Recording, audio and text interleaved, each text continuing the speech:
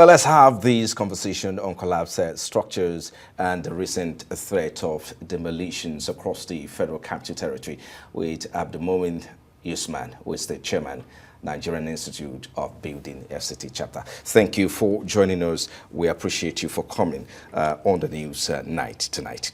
Thank you for having me. Maybe we should start this way. What details, do we have about the building and, of course, the building collapse?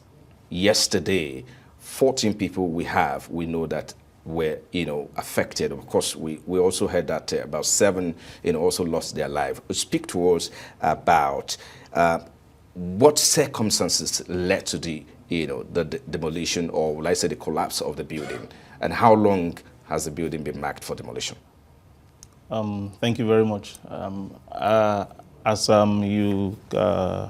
we have seen in your reports, this very collapse is actually a result of the ongoing demolition exercise by the FCDA in Sabon Lugbe. As it was correctly stated, these buildings were demolished and scavengers were going out there to try to get iron rods, which of course today in the market is a very pricey building material. So that can be attributed, or that is the reason why we had this collapse in this case.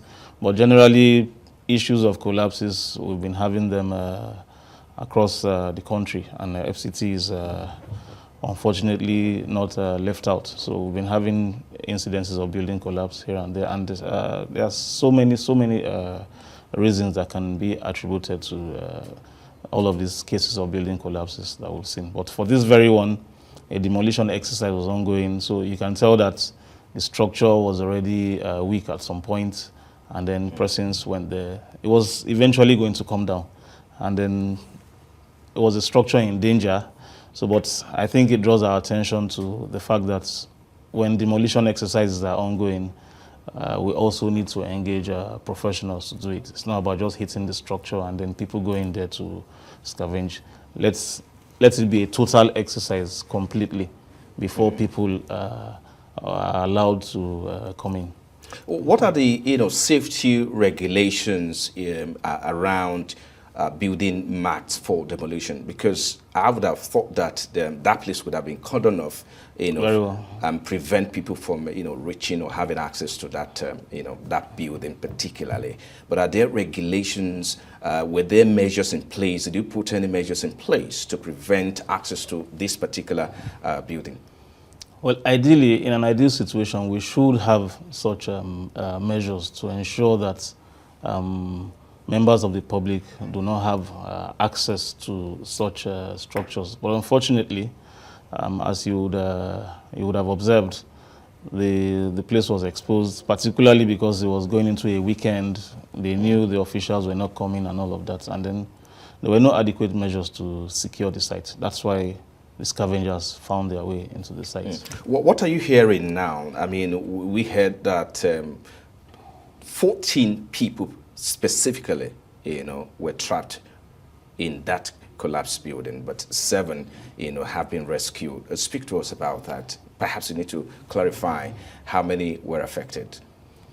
Well, unfortunately, I will have to agree with the data that you have out there, because I don't have a first-hand information. But if you have confirmed that 7 died, that's a very likely situation that we found ourselves with. And then it's quite unfortunate that we're again in this sort of mess. But generally, we've been having cases of building collapse. In this case, it was due to an ongoing demolition exercise. But you do realize that a lot of times we have collapses for even buildings that are ongoing. On its own, failure occurs. And you would largely attribute such failures to the activities of quacks. The fact that professionals are not engaged to carry out this exercise. And that extends to even demolition. Professionals need to be engaged for demolition exercises. Also speak to us as well. We also understand that this is not an old building. It's a building still under construction. Under construction, yes. So what is your institute doing to address the issue of, ethical practice within the building sector? Okay, thank you. For us as an institute, for over the years, we've been trying to spread the message to the members of the public, going on advocacy and all that. Because the major issue we have here in this part of the world is everybody think they can just go onto the site and build, forgetting the fact that there are professionals who have the expertise and the license to manage the building processes. But unfortunately, someone claims he has a donkey years of experience, he can do this, neglecting the fact that experience is different from expertise. So the fact that we don't engage professionals to carry out our building production management is the major problem we have in this country.